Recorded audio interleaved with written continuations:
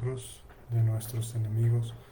Líbranos, Señor Dios nuestro, en el nombre del Padre, y del Hijo, y del Espíritu Santo. Amén. Señor mío, Dios mío, creo firmemente que estás aquí, que me ves, que me oyes. Te adoro con profunda reverencia. Te pido perdón de mis pecados y gracia para hacer con fruto este rato de oración. Madre mía Inmaculada, San José, mi Padre y Señor, Ángel de mi guarda, interceded por mí. Pues estamos otra vez comentando el Evangelio de San Lucas. Ayer nos quedaron pocos versículos, pero son de esos versículos del Evangelio que son difíciles de, ¿cómo se llama? Difíciles de comentar, ¿no? Porque digamos que el modo con el cual nuestro Señor formula la doctrina, una doctrina muy clara, una doctrina precisa, es muy abrupto y puede chocar con nuestra mentalidad. Usa formas de expresión semíticas que pues se entendían muy bien en el tiempo en el cual nuestro Señor, ¿cómo se llama? Nuestro Señor predicaba, pero que ahora nos pueden sonar demasiado duras, ¿no? Y no es mi intención reblandecer el Evangelio, ¿no? Ablandarlo, tropicalizarlo, sino más bien explicarlo, explicar su contenido y explicar estas palabras, algunas palabras desconcertantes del Señor en el Evangelio, en el contexto del conjunto de su doctrina. Entonces, cuando tenemos en contexto el conjunto de su doctrina, como que lo que pueda sonar como muy abrupto, muy agresivo, pues se suaviza, ¿no? Dice así: caminaba con él mucha gente y volviéndose le dijo, fíjense, es muy fuerte lo que les dice: si alguno viene donde mí y no odia a su padre, a su madre, a su mujer, a sus hijos, a sus hermanos, a sus hermanas y hasta su propia vida, no puede ser discípulo mío.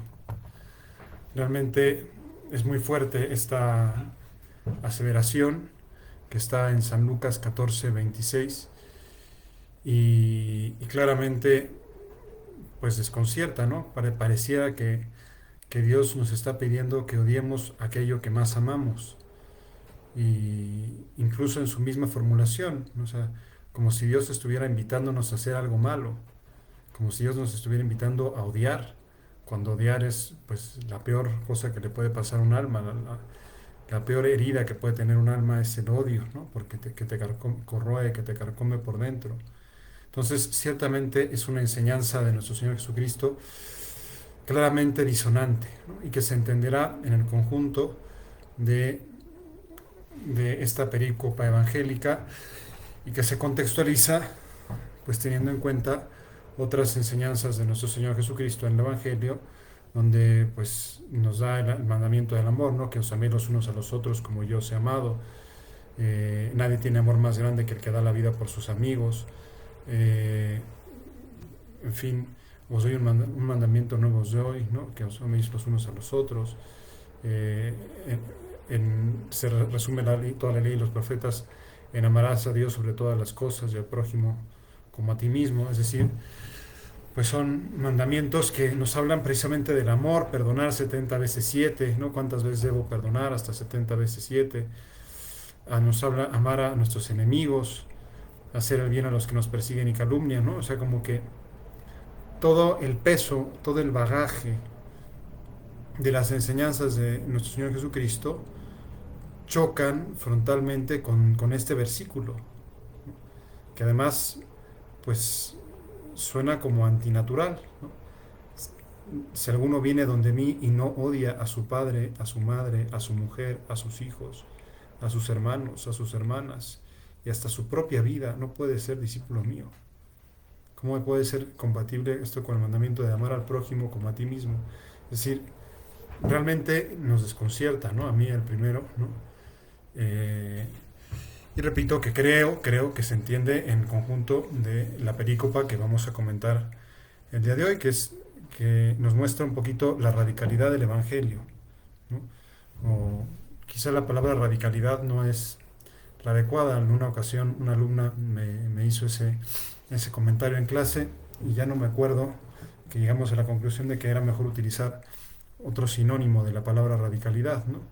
Porque a veces la palabra radical tiene un sentido negativo, ¿no? Y el Evangelio no tiene un sentido negativo. La radicalidad referida al Evangelio no tiene un sentido negativo, sino más bien se refiere a tomarse en serio el seguimiento de Jesucristo. Entonces, sigo con el Evangelio porque con el Evangelio se va a ir como aclarando lo que este versículo misterioso nos quiere decir y que, repito, San Lucas 14:26 es de los textos que si yo hubiera sido editor del Evangelio los hubiera suprimido sencillamente, porque es, repito, pero claro, hay que ponernos en contexto: mentalidad semítica, formas de decir judías que no necesariamente coinciden con nuestras formas de decir, eh, y el deseo del Señor de manifestar, quizá adelantando un poquito la conclusión, lo que está defendiendo aquí a este versículo un tanto intrigante y desconcertante del Evangelio de San Lucas es el primer mandamiento. Escucha, Israel, amarás a Dios con todo tu corazón, con toda tu alma, con toda tu mente. O sea, nos está diciendo hay que poner a Dios en primer lugar. Y para eso usó una expresión semítica, es odia a tu padre, pero no es que odies, sino que lo pongas, o sea, que pongas en primerísimo lugar, en primer lugar de tus afectos, de tus deseos, a Dios, o sea, que nadie puede ocupar el lugar de Dios. Y al mismo tiempo eso tiene un correlato, ¿no? Que nadie puede llenar nuestro corazón sino solamente Dios. El único que puede llenar totalmente nuestro corazón, los deseos de comunión más profundos que tenemos, solo pueden ser llenados por Dios mismo, ¿no? Ninguna criatura humana, por más perfecta que sea, ¿verdad? Por más, incluso en realidades tan nobles como, pues, no sé, un matrimonio, ¿no? Que lleve 50 años juntos, que son cosas son realidades maravillosas. De todas maneras,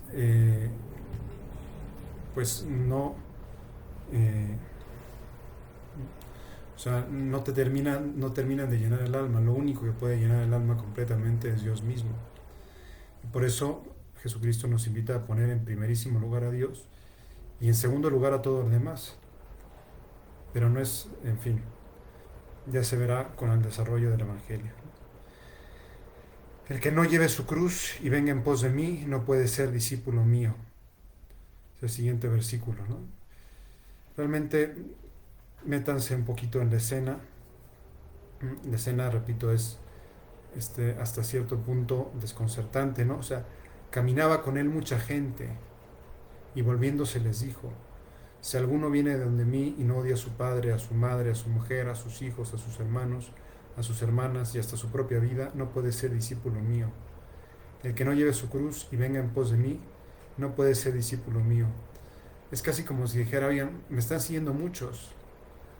¿No se dan cuenta que seguirme es una cosa muy seria? ¿No se dan cuenta que seguirme es una renuncia muy grande? Como diciendo, no quiero que me sigan tantos. No es que Jesús diga no quiero que me sigan tantos, pero pareciera, por el contexto, o sea, como dice el Evangelio, caminaba con él mucha gente. Entonces Jesucristo les dice, se voltea y les dice una verdad así como muy abruptamente, muy crudamente, como diciendo: date cuenta de lo que significa seguirme. O sea, no es nada más, ay, vamos, sino es de una radicalidad, es cargar la cruz de cada día y seguirme. El que no lleve su cruz y venga en pos de mí no puede ser discípulo mío. Es muy fuerte, ¿no? La expresión de, pues, llevar la cruz. Y nosotros, pues, yo imagino que los discípulos se quedarían como desconcertados, como diciendo: oye, pues, ¿qué pasa? ¿Que no quieres que te sigamos? ¿No quieres que mucha gente te siga? ¿Te molesta que te siga mucha gente? ¿Por qué les dices esas cosas tan duras, ¿no? Como para que se lo piensen 2 veces, 3 veces antes de seguir a tu lado. Bueno, primero porque nuestro Señor habla con la claridad, ¿no? Se da cuenta que muchos lo siguen por los milagros, ¿no? Es, por decirlo de alguna manera, muchos lo siguen por el show, por, por motivos secundarios. Y a veces eso se puede dar en nuestra vida. pues hay gente que vive del turismo espiritual, ¿verdad? Este, del turismo espiritual, no, pues vámonos a Tierra Santa, ¿no? Y vámonos a Tierra Santa, y vámonos a Roma, y vámonos a, y va alimentando su fe de peregrinaciones, ¿no? Y de peregrinación en peregrinación, pues puede recorrerse medio mundo, ¿no? Y qué bien, qué bueno por ellos, ¿no? Pero digamos que es como si nuestro Señor Jesucristo nos dijera, ojo, o sea, estar cerca de mí no es estar cambiando de hotel, ¿no? Y estar cenando con la brisa fresca del Mediterráneo, ¿no? Este, tomando unas uvas y y unos, ¿cómo se llama? Y unas aceitunas, ¿no? Sino que es algo muy serio, ¿no? Es cargar con la cruz. Y la expresión que utiliza es muy fuerte porque nuevamente en el momento en el cual nuestro Señor Jesucristo habla, la señal de mayor ignominia, o sea, lo más duro que le podía pasar a alguien, era llevar la cruz, ¿no? Era cargar la propia cruz, el propio instrumento con el cual lo iban a uno a matar lentamente. Entonces, eh, es decir, nuestro Señor les dice, seguirme no es cómodo, seguirme no es fácil, lo decíamos el otro día, ¿no? Entrar por la puerta angosta, ¿no? Por la puerta angosta, ¿no? Requiere lucha, ¿no? Requiere poner a Dios en primer lugar y cómo nos cuesta trabajo, ¿no? Poner a Dios en primer lugar. Lo veíamos en el Evangelio del día de ayer, ¿no? Como siempre tenemos excusas, ¿no? Excusas, no, déjame ir a mi yunta, he comprado unos bueyes, he comprado un terreno, tengo que ir a verlo, ¿no? Y nuestro Señor nos dice, por eso, o sea, si realmente quieres ser mi discípulo, me tienes que poner en el primer lugar de tu vida. O sea, el mensaje que nos está diciendo es, no me está diciendo odia a tu papá, ¿no? Lo que sería contradictorio pues con el mandamiento del amor, con el cuarto mandamiento de la ley de Dios, amarás a tu padre, honrarás a tu padre y a tu madre, ¿no? No es que aquí Jesucristo esté declarando como ya superados el cuarto mandamiento de la ley de Dios, no, no va por ahí, ¿no? Sino va por el lado de decir, este, ponte, o sea, primero Dios, o sea, primero Dios. Lo más importante en nuestra vida es Dios. Y podemos luchar para que poco a poco eso sea realidad, ¿no? Por eso no creo que sería adecuado decirle a Jesús en oración, Jesús, ayúdame a odiar a mis padres, ¿no? Pues no, ¿no? Pero sí podemos decirle, Jesús, ayúdame a ponerte de hecho en primer lugar. O sea, a que no sea, pues sí, yo amo a Dios sobre todas las cosas, pero una teoría, ¿no? Que no se cumpla en la verdad. No, no, no, no, no. O sea, que de hecho te ponga en primer lugar. Y claro, pues eso supone llevar la cruz, ¿no? Y ser discípulo de Jesucristo supone ponerlo en primerísimo lugar de todas las cosas, ¿no? Y es algo que le podemos pedir a Jesús ayuda en oración. Señor, mira, yo no me siento capaz. O sea, así como lo planteas tan duro, tan arduo, eh, pues no me siento capaz de ser discípulo tuyo, pero quiero ser discípulo tuyo. Dame, dame fuerzas, dame, dame la capacidad de ser discípulo tuyo, dame la fortaleza de ser discípulo tuyo, dame la capacidad de no anteponer nada a la obra de Dios, como dice el ideal de los benedictinos, ¿no? Nada se antepone a la obra de Dios, no anteponer nada a la alabanza de Dios, no anteponer nada, poner a Dios en primerísimo lugar. Como que aquí el Señor lo dice una de las maneras como más fuertes, más directas de todo el Nuevo Testamento, ¿no? Que simbra nada más con su formulación. Y después empieza a desglosar esta idea, ¿no? Como diciendo, o sea, como invitando, o sea, ¿quieren ser mis discípulos? O sea, piénsenselo bien, o sea, piénsenselo bien. Dice, porque ¿quién de vosotros que quiere edificar una torre no se sienta primero a calcular los gastos y ver si tiene para acabarla? No sea que habiendo puesto los cimientos y no pudiendo terminar, todos los que lo vean se pongan a burlarse de él diciendo, este comenzó a edificar y no pudo terminar. Es una historia pues que se repite, ¿no? Que se repite con cierta frecuencia pues en la gente en la que comienza su vocación y luego la abandona. Que comienza diciendo, sí, voy a edificar una torre, y nada más le alcanza para poner los cimientos, por un lugar donde paso con una cierta frecuencia, no mucha, pero sí de vez en cuando, por lo menos una vez al mes, y, a veces más. Pues hay una inmensa mole de edificio que está a medio construir y está abandonado, ¿no? La verdad es que no sé, ignoro cuál es la historia de ese edificio, ¿no? Pero sí se ve que es un desperdicio de dinero realmente, pues apabullante, ¿no? O sea, me hubieran dado una décima, una centésima parte del dinero, porque es un edificio, un rascacielos, o sea, de muchos pisos, que está en obra negra, ¿no? Abandonado. Y ya lleva así años sin que se mueva nada, ¿no? Es decir, comenzaron a construir y no tuvieron para terminar, o no sé, habrán construido mal, ¿me explico?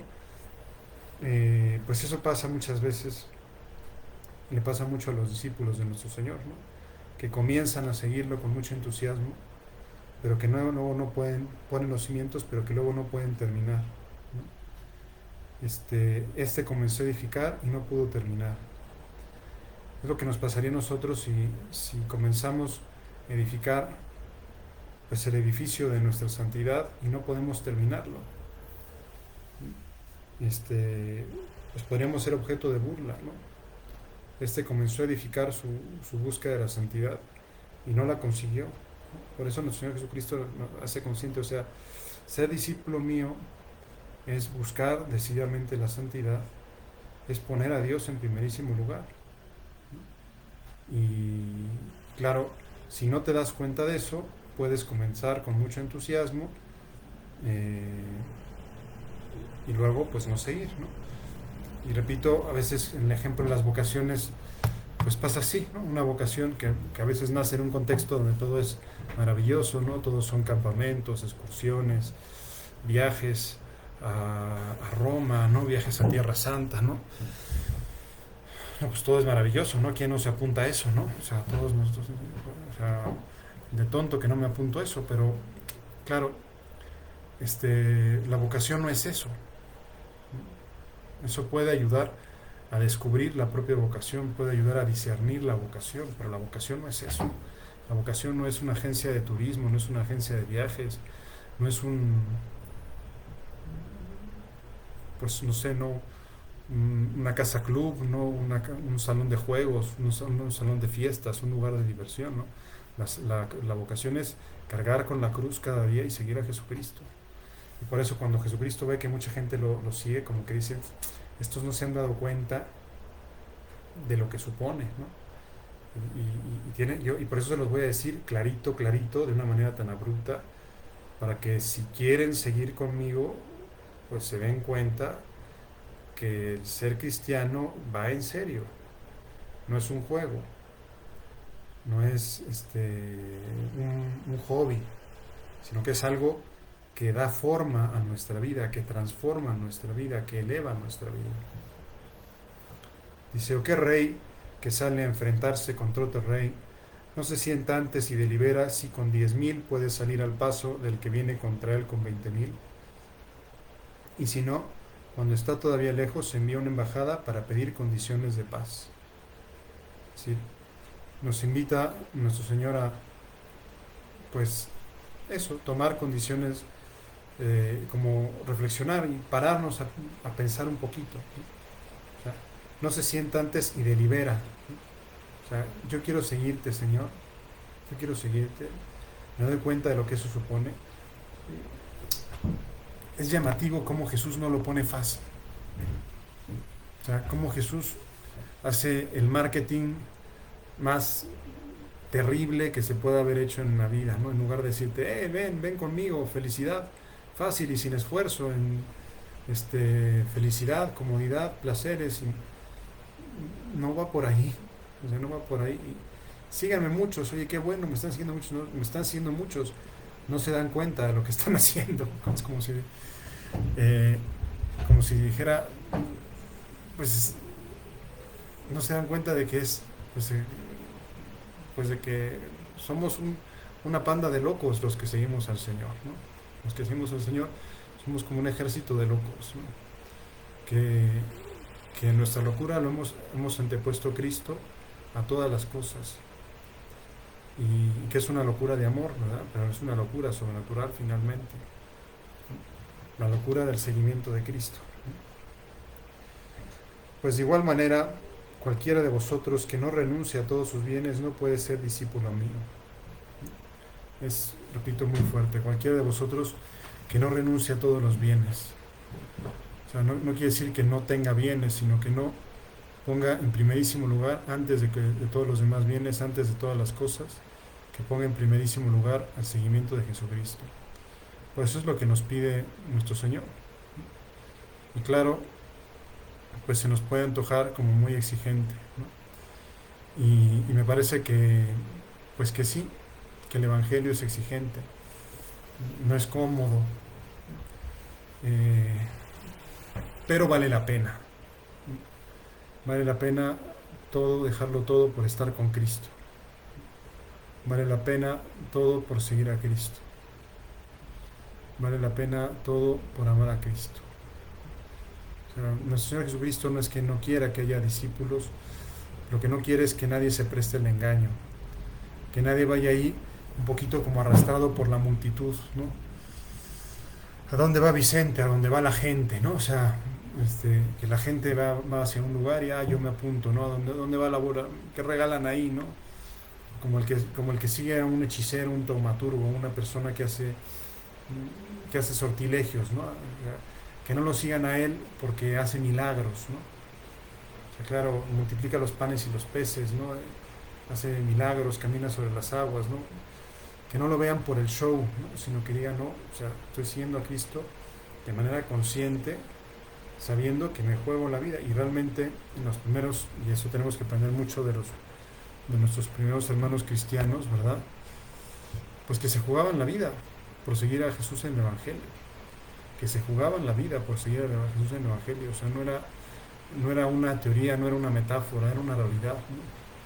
Nosotros ahora pues normalmente no nos jugamos la vida por seguir a Jesús en el Evangelio, pero pues sí tenemos que hacer algún sacrificio, se supone alguna renuncia. Bueno, pues lo decía muy bonito el cardenal Sara, ¿no? No me acuerdo las palabras textuales, ¿no? Pero decía, mientras los cristianos en Occidente intentan reducir al mínimo las exigencias del cristianismo, los cristianos en Oriente están derramando su sangre por Cristo, ¿no?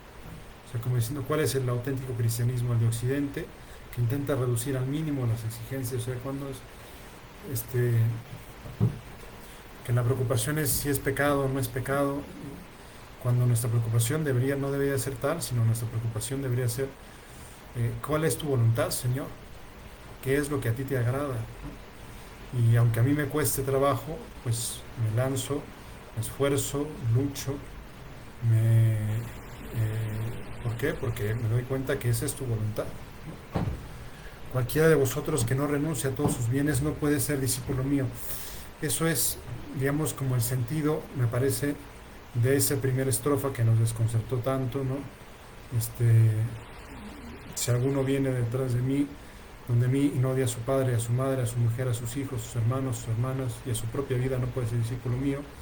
Se completa muy bien como cualquiera de vosotros que no renuncie a todos sus bienes no puede ser discípulo mío, es decir, como diciendo, pongan a Dios en primer lugar.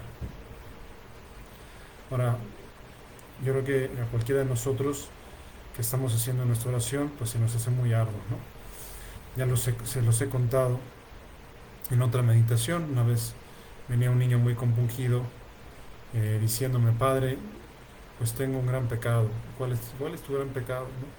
Pues que yo amo más a mi mamá que a Dios, ¿no? Claro, pues para el niño su mamá lo era todo, ¿no? Entonces yo le decía, tranquilo, no te apures, no pasa nada, ¿no? O sea, claro que Dios comprende que quieras mucho a tu mamá, ¿no? Y a Dios le da gusto que quieras mucho a tu mamá, no te apures, ¿no? Pero sí es cierto que nosotros pues podemos entrenarnos en querer más a Dios, ¿no? En quererlo más. Señor, que yo te quiera más. Como decía San José María, hasta la locura y el heroísmo. Por eso, pues, seguir a Cristo es pues en alguna manera tiene su punto de locura, su punto de sinrazón, su punto de ir contra la lógica humana y entrar y aceptar la lógica sobrenatural, ¿no? Y luego termina con dos versículos que, bueno, que se entienden en el contexto de lo anterior que hemos dicho, ¿no? O sea, del que comenzó a edificar la torre y no pudo terminar, ¿no? Y vamos a pedir ahora a Dios en nuestra oración, ¿verdad? Por la fidelidad de todos los que han tenido una vocación, ¿no? Que todos los que han visto su vocación sean fieles a ella, ¿no?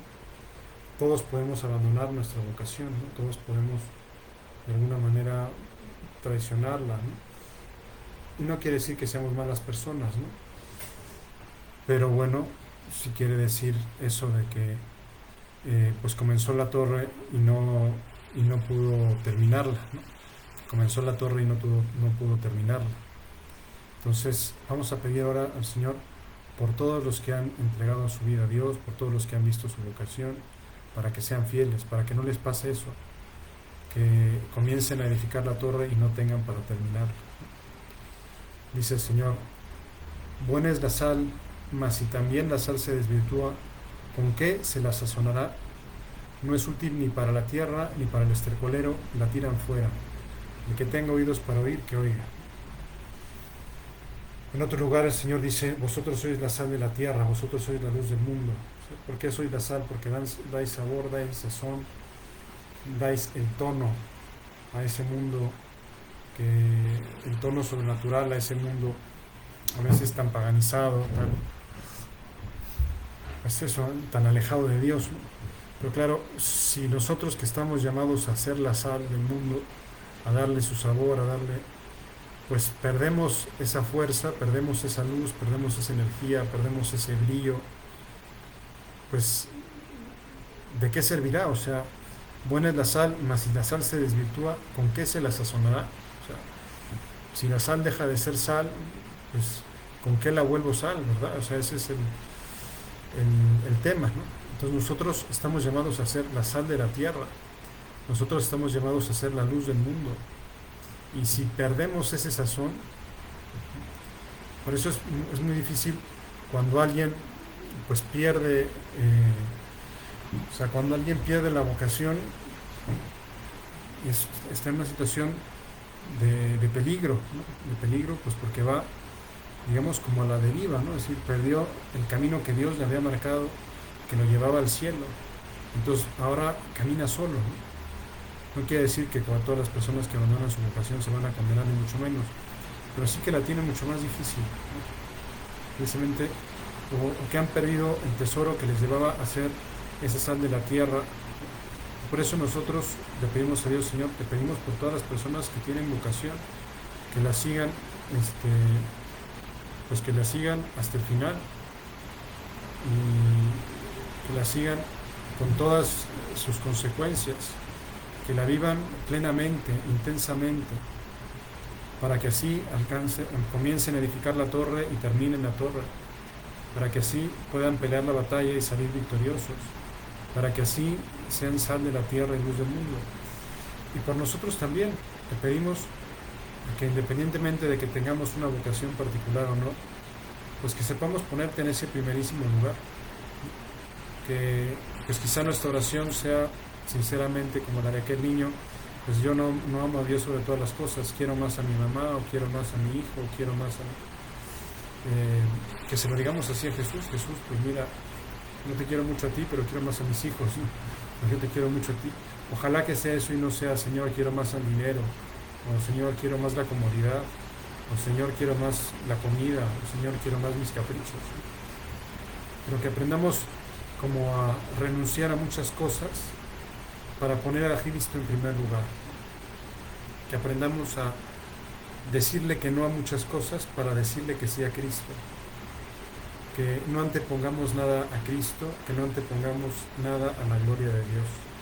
Ese es como el mensaje de esta película evangélica que, repito, comenzó un tanto violenta, un tanto abrupta, pero es el Señor que con toda claridad nos dice: si quieres ser mi discípulo, tienes que ponerme en el primer lugar de tu corazón.